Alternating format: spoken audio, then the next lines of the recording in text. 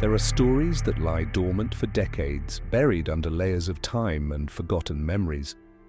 They are the stories of the unnamed, the lost, their final moments shrouded in mystery. This is one of those stories. It begins in the spring of 1968, a turbulent year in American history, but in the rolling hills of Georgetown, Kentucky, a discovery would create a silent testament to a life cut short, a mystery that would endure for 30 years. It is the story of a young woman who would come to be known only as Tent Girl, and the unlikely obsession of a man who refused to let her be forgotten. If you want to hear more true crime stories, don't forget to hit the subscribe button and turn on notifications.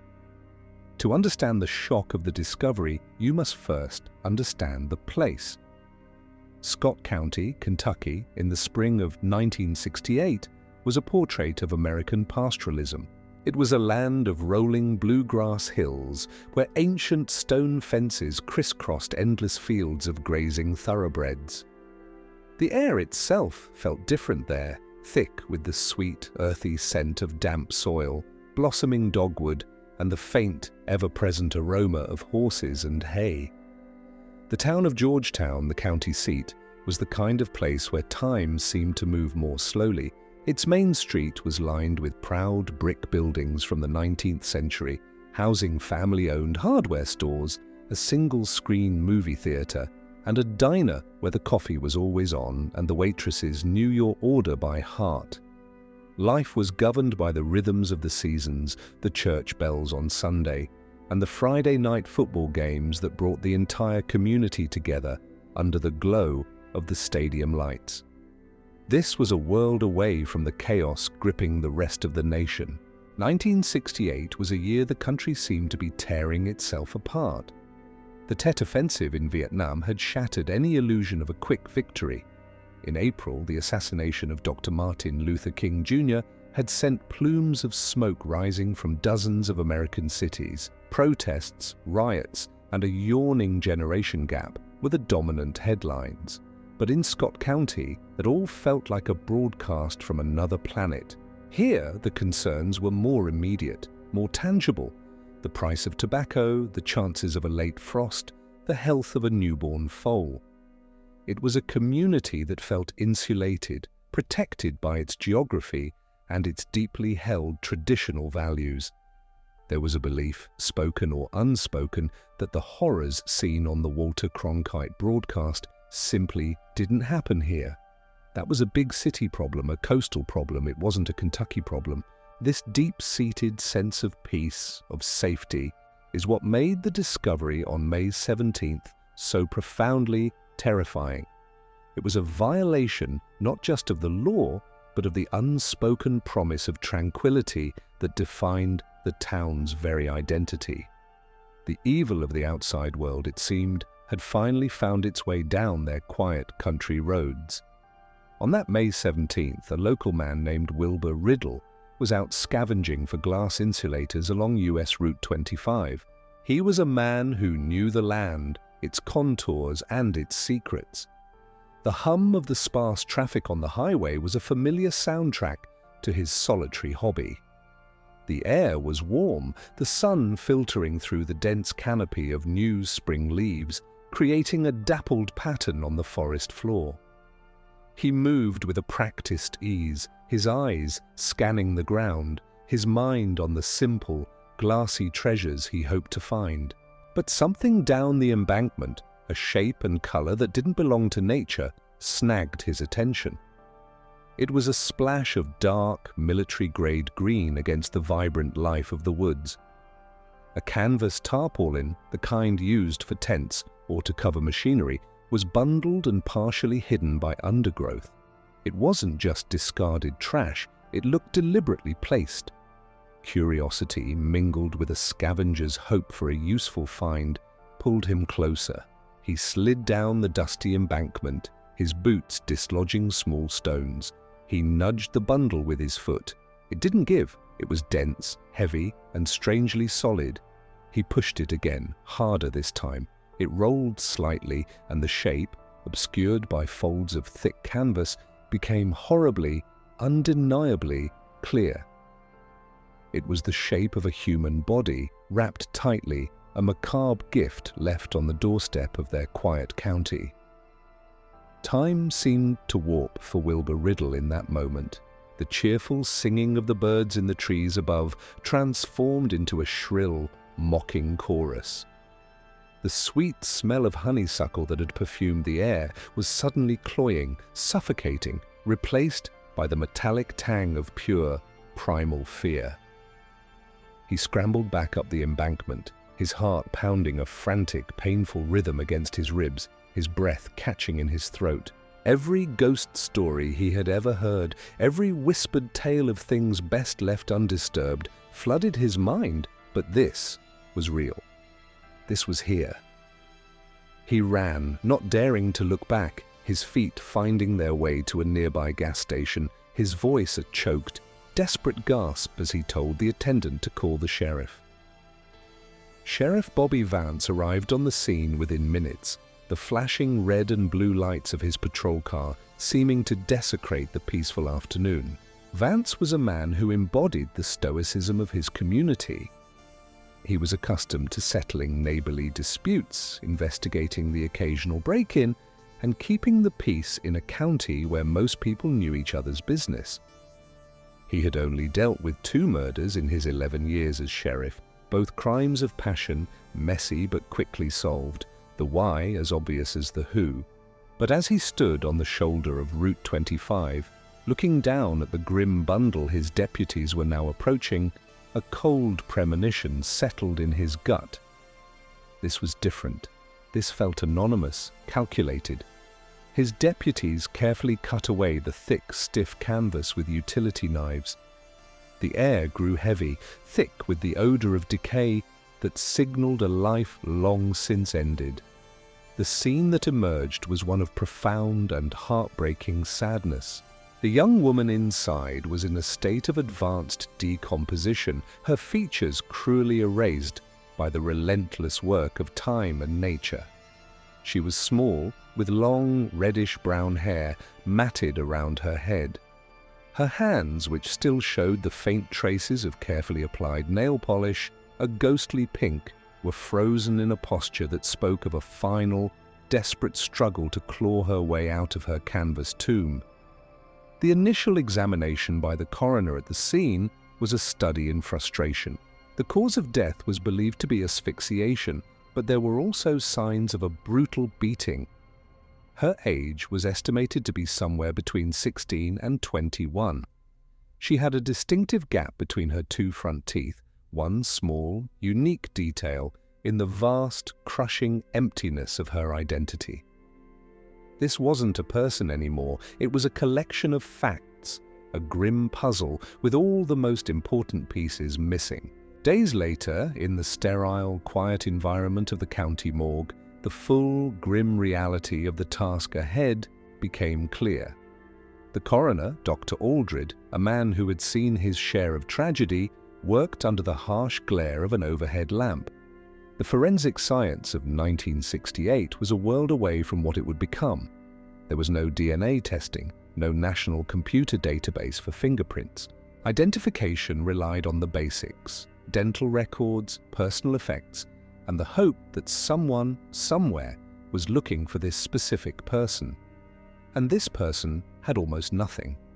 Her clothing was common, a simple blouse and slacks with no labels that could trace them to a specific store or region. The only jewelry she wore was a cheap, gold-plated ring with a small, indistinct stone, the kind that could have been bought at any 5 and dime in America. Dr. Aldred meticulously documented every detail. He noted the contusions on her torso, the evidence of the brutal struggle that preceded her death. He charted her teeth, paying special attention to the diastema, the gap between her incisors. That, he thought, might be their best chance. A dentist would remember a feature like that. He took her fingerprints, rolling each digit in black ink, but he knew the odds were long. Unless she had a criminal record or had served in the military, those prints would likely lead nowhere. Every step of the process was a meticulous exercise in diminishing hope. The final report was a collection of cold, hard data that painted a picture of a violent end but offered no clue as to the life that had been extinguished. For Sheriff Vance, reading that report was like looking at a map with no names. He had a victim, he had a cause of death, but he had no starting point. He was hunting a killer without knowing who had been killed. The weeks that followed bled into a frustrating summer. The file on Sheriff Vance's desk grew thicker with teletypes, dead-end leads, and the transcribed accounts of fruitless interviews, but no closer to giving the victim her name. The fluorescent lights of his small office hummed deep into the humid Kentucky nights, casting long, lonely shadows across the room. He would sit there long after his deputies had gone home to their families, the silence broken only by the rhythmic chirp of crickets outside his window and the occasional crackle of the police radio. On the wall behind him, a corkboard became a monument to their failure. It held the few pathetic clues: an 8x10 glossy photograph of the green canvas tarp, a grainy black and white shot of the makeshift gravesite, and the dental chart, a clinical drawing of a smile that no one had come forward to claim. He'd find himself staring at that chart, trying to will a memory into existence, trying to picture the face that went with it. He'd pick up the coroner's report for the 100th time, his fingers tracing the cold, clinical words. Female, Caucasian, estimated age 16, 21, 5'1", 110 pounds, reddish-brown hair. It was a description of a ghost. His young deputy, a fresh-faced kid named Miller, would sometimes find him there, staring at the board. "Anything new, Sheriff?" Miller would ask, his voice hesitant. Vance would just shake his head, the smoke from his cigarette curling up towards the ceiling. "Nothing that makes a damn bit of sense, son. It's like she fell from the moon. No one is missing a girl who looks like this. Not in Kentucky, not in Ohio, not anywhere we've checked. How does a person just cease to exist?" He would lean back in his creaky office chair, the smell of stale coffee and cigarette smoke filling his nostrils, and feel the crushing weight of professional failure. He was the sheriff. It was his job to protect these people, to find answers, to keep the unspoken horrors at bay. But in the case of the tent girl, all he had were questions. The girl on the side of the road was more than a case file to him. She was a promise he was failing to keep, a silent resident of his county that he couldn't even name. She was a symbol of the evil that had trespassed in his quiet world, and he, the guardian at the gate, was powerless to stop it or even give it a name. This ghost, this collection of facts on a coroner's report, had a life. She had a family, and she had a name. Barbara Ann Hackman. Bobby, to those who loved her. Months before her body was discovered, in the late autumn of 1967, Barbara was living in a small, cramped house in Lexington. Her world had shrunk, becoming a cycle of caring for her infant daughter and waiting for her husband, George Earl Taylor, to return from whatever carnival or odd job he was working. He was a man who lived on the road, and she was a woman who longed for roots. One afternoon, with the baby sleeping soundly in her crib and the golden autumn light streaming through the window, Barbara sat down to write a letter to her family back in Arkansas. The pen felt good in her hand, a tangible connection to the people she missed so dearly. She wrote about the baby's first smile, about the funny way she gurgled when she was happy. She described the changing colors of the leaves in Kentucky, so different from the foliage back home, but underneath the cheerful updates, there was a current of unease. She wrote about George's moods, his unpredictable temper, the way he would disappear for days at a time. She wrote about her loneliness, about her dream of saving enough money to come home for a long visit, maybe even for good. She folded the letter, sealed it in an envelope, and for a moment held it to her chest. It was a message of love, but it was also a message in a bottle, a subtle cry for help, from a life that was slowly drifting off course. She had no way of knowing it would be the last letter she would ever write, the last time her family would ever hear from her. In Benton, Arkansas, that last letter was read and reread, treasured for the connection it provided. But then the silence began. Days of an empty mailbox turned into weeks. Christmas approached, and there was still no word, no card, no call. A knot of worry, cold and tight, began to form in the chests of the Hackman family. Rosemary Westbrook, Bobby's sister, finally decided she couldn't wait any longer. She found the number for the house in Lexington and dialed, her hand trembling slightly. The phone rang, a hollow sound echoing over the hundreds of miles of telephone wire. It rang and rang, each ring stretching her nerves tighter. Finally, a man's voice answered, abrupt and impatient. It was George. His tone was flat, devoid of warmth or concern. "She's not here," he said, before Rosemary could even finish explaining who she was. Rosemary's heart hammered against her ribs. A cold dread washed over her. "What do you mean she's not there, George? Where is she? Is the baby okay?" There was a pause on the other end of the line, a silence so profound it felt like a chasm opening up. "She left," he said, the words clipped and cold, utterly devoid of emotion. "Packed her bags and left a few weeks ago. Took off with some other fella." The explanation was like a physical blow. It made no sense. It was a betrayal of everything they knew about their sister. Bobby lived for her daughter. She was a devoted, loving mother who had endured a difficult marriage precisely because she refused to abandon her child. Leave? Leave her baby? "I don't believe you, George. That doesn't sound like Bobby. That is not the sister I know." His voice grew sharp then, laced with a defensive anger that was more terrifying than grief. "Well, that's what happened. People change. She's gone." The conversation was a dead end, a cold, hard wall of indifference. In the weeks and months that followed, the family tried again and again, but the story never wavered. George was unconcerned, almost annoyed by their desperate questions. They went to the police, but with no evidence of foul play, and a husband insisting his wife had simply left, there was nothing to be done. It was one person's word against another's gut feeling. They were left with a chilling void and a story they knew in their bones was a lie. They were forced to live with his version of events, a version that cruelly painted their beloved sister as a flighty, irresponsible woman. But in their hearts, they knew better. They knew the Bobby who was kind and loving, the Bobby whose world revolved around her child, and they knew with a certainty that would become the defining pain of their lives for the next 30 years, that something terrible had happened to her.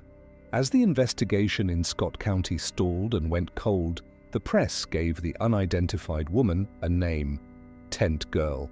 It was a name born of the object that had been her shroud, a name that would be etched onto her tombstone when, in 1971, the county laid her to rest in the Georgetown Cemetery.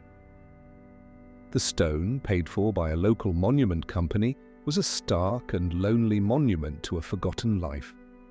Tent Girl, found May 17, 1968.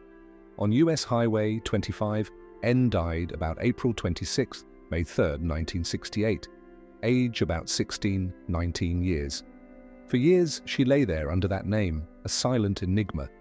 In the town, her story transformed. It became a local legend, a ghost story whispered at sleepovers and around campfires. She was the ghost of Route 25, a cautionary tale parents told their teenage daughters about the dangers of talking to strangers. The real woman, with her reddish-brown hair and gapped-toothed smile, was lost, replaced by a boogeyman, a figment of the town's collective fear. The world moved on, but for Wilbur Riddle, the man who found her, the memory of that day remained as vivid and horrifying as if it had happened yesterday. It was a story he would tell his own children, a ghost story that was all too real. And it was a story that would, in time, find its way to a young man who would make it his mission to unravel the 30-year-old mystery of the tent girl. Some stories are passed down through families like heirlooms. The story of the tent girl was one such tale in the Riddle family, a dark inheritance passed from father to daughter, and eventually to a son-in-law. In the late 1980s, Todd Matthews, a factory worker from Tennessee, married into the Riddle family. He was a quiet, unassuming man with a steady, curious mind. He first heard the story on a Halloween night, a fitting time for a tale of the unnamed dead. But for Todd, this was no ghost story. It was a real-life puzzle that snagged at the edges of his thoughts, a profound injustice that had unfolded just down the road from his new family. The thought of this young woman, buried under a name that was not her own, her family, somewhere out in the vastness of the world, oblivious to her fate, took root in his imagination and grew into a quiet, relentless obsession. For the next 10 years, Todd Matthews lived a double life. By day, he worked at an auto parts factory, his hands busy with the repetitive, tangible tasks of the present. But by night, and in every spare moment, he was a detective, his mind immersed in the past. He began his search in the most analog of ways. He spent countless hours in the local library, hunched over a noisy, clanking microfilm reader. The machine would whir and click as he scrolled through reels of old newspapers, the fuzzy black and white pages flashing before his eyes. He was looking for any mention of the discovery, any small detail that might have been overlooked. The strain on his eyes was immense, but it was nothing compared to the strain of constant disappointment. He made phone calls, wrote letters to law enforcement agencies, and chased down leads that more often than not led to dead ends. He spent his own money on long-distance charges and copying fees, driven by a need he couldn't fully articulate, even to his wife. She was supportive, but she worried. She saw the toll the lonely quest was taking on him. But for Todd, it was a matter of fundamental justice, of restoring a name to a life, of giving a family the peace of knowing. The late 1990s brought with it a new tool, a revolution in communication and information sharing, the internet. For Todd, it was like a light being switched on in a vast, dark room. Suddenly, the world was at his fingertips. He discovered a burgeoning online community of amateur sleuths, people just like him, who were dedicated to solving the mysteries of the unidentified. He learned to build a website, a skill born of pure necessity. He called it tentgirl.com, a digital monument to the woman in the Georgetown cemetery. He painstakingly uploaded all the information he had gathered, her physical description, the details of her discovery, the coroner's report, photos of her headstone. It was a digital message in a bottle, cast into the great, expanding ocean of the World Wide Web, in the hope that someone, somewhere, would see it and recognize a piece of their own missing story. Meanwhile, Rosemary Westbrook's message in a bottle had finally been found. Todd Matthews' email connected 30 years of mystery in a single, electrifying moment. The case of the tent girl was no longer cold. It was burning hot. Armed with a name, Barbara Ann Hackman Taylor, and a prime suspect, the Scott County Sheriff's Office, a new generation of investigators carrying the torch from Sheriff Vance officially reopened the case. Their first challenge was formidable. Their main suspect, George Earl Taylor, had died of cancer in 1987. A confession was impossible. Justice in a courtroom was impossible. They would have to build a case against a ghost, proving his guilt beyond a reasonable doubt to finally give Barbara's family the answers they deserved. They started by trying to reconstruct the last few months of Barbara's life, and that meant diving into the transient, closed-off world of carnival workers. They tracked down a man who had worked the circuit with George for years, now living in a dusty trailer park in Florida. In a cramped, sweltering trailer, Two modern detectives sat across from an old carny whose memories were as faded as the tattoos on his arms. "Tell us about George," one of the detectives began, his voice calm. "What was he like back then?" The old man squinted, looking past them, back through the decades. "George, he was a quiet fella, kept to himself, but he had a temper on him. A mean streak, you know, like a snake in the grass. You wouldn't see it coming and then, bang." Especially when he was drinking. The detectives exchanged a look. "Did you know his wife, Bobby?" The man nodded slowly, a flicker of sadness in his eyes. "Yeah, I remember her. Sweet girl, too good for him, real pretty, doted on that little baby of hers. Then one day, she was just gone." The detective paused, letting the silence hang in the humid air. "What did George tell you happened?" The old man let out a dry, cynical laugh. "He fed us the same line he fed her family. Said she ran off." We all knew that was a load of bull. A woman like that doesn't just up and leave her kid. We figured he'd done something to her. But back then, you didn't ask questions. You kept your head down, you did your job, and you moved on to the next town. It wasn't our business. The detectives continued their search, digging into George's family history. They found a cousin living in Ohio, a woman who agreed to speak with them. She described George as a controlling and jealous husband, prone to fits of rage. She recounted how he had shown up at a family gathering in early 1968, alone with the baby. When asked where Bobby was, he had coldly repeated the story that she had run off.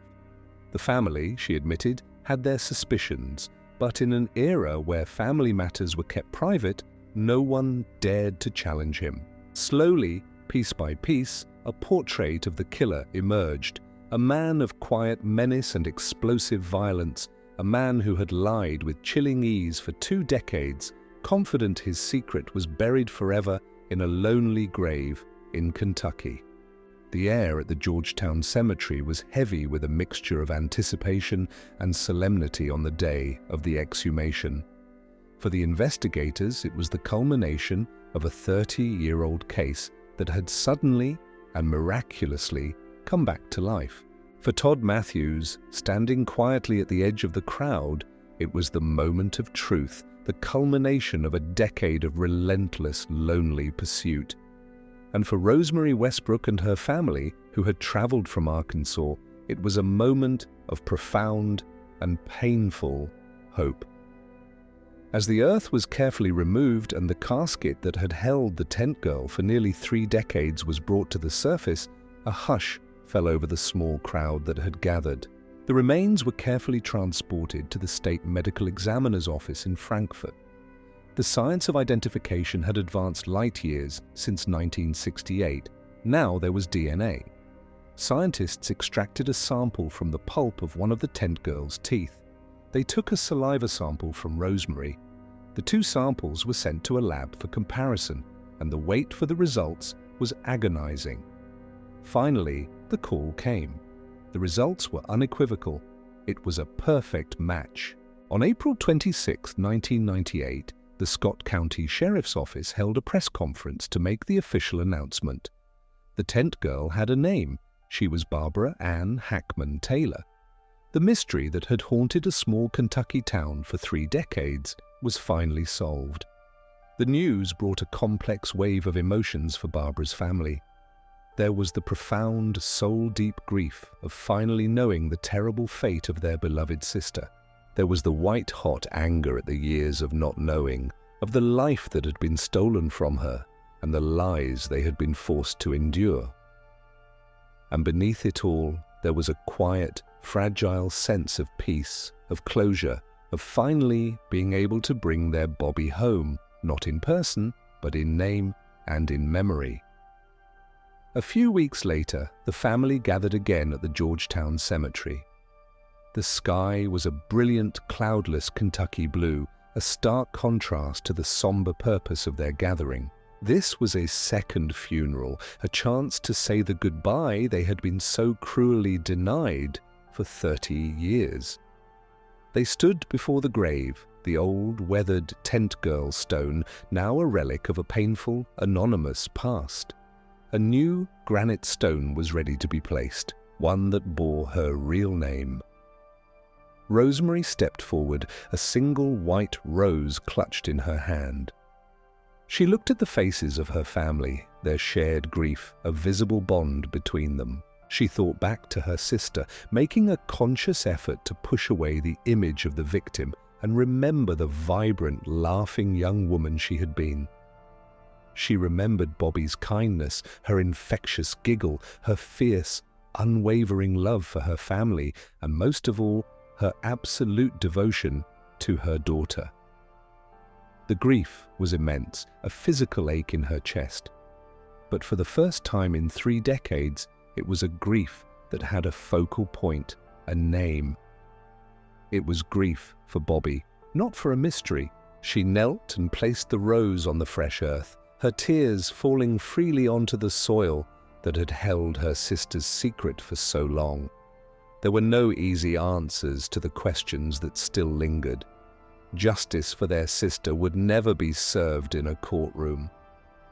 But here, in this quiet cemetery under the warm Kentucky sun, they could finally give her what she had been denied for so long: a name, a memory, and a final resting place surrounded by love. They were no longer mourning a ghost, they were honoring a sister, a mother, a daughter. In the spring of 1998, that new headstone was placed at the grave. It read, Barbara Ann Hackman, Bobby, September 12, 1943, Dickey 1967, loving mother, grandmother, and sister. The family made a conscious decision to leave her married name off the stone, a final, silent testament to the man they believed was responsible for her death. The story of the tent girl is more than just a cold case solved. It is a story about the enduring power of family love. It is a story about the dawn of a new age of investigation, where the power of the internet could connect the dots of a decades-old mystery. And it is a story about the extraordinary dedication of one ordinary man. Todd Matthews' work on this case was a spark that would ignite a revolution in citizen detective work. He realized that there were thousands of tent girls out there, thousands of unidentified bodies in morgues and lonely graves, and thousands of families like the Hackmans, trapped in the torment of not knowing. He saw how the internet, the same tool that had brought him to Rosemary Westbrook, could be harnessed on a massive scale to help them. Along with another online sleuth he had met during his quest, he co-founded the Doe Network. It was a volunteer organization, a digital headquarters for the lost. They created a vast open-source database, a place where information on unidentified victims, Jane and John Doe's, could be cross-referenced with missing persons reports from across the country. It was a painstaking, often heartbreaking process. Volunteers, ordinary people from all walks of life, would spend their free time poring over cold case files, searching for the smallest detail, a piece of jewelry, a unique tattoo, a surgical scar, a dental anomaly that could connect an unnamed person to a family's desperate search. The Doe Network became a bridge between the forgotten and the grieving, a testament to the power of a dedicated community. Its legacy is written in the hundreds of cases it has helped to solve, giving names back to the nameless and bringing a measure of peace to families who had lost all hope. The legacy of Barbara Ann Hackman Taylor is not just one of tragedy, but of transformation. Her case became a catalyst, proving that no case is ever truly cold, and that sometimes the most powerful force for justice isn't a badge or a gun, but a citizen with a computer.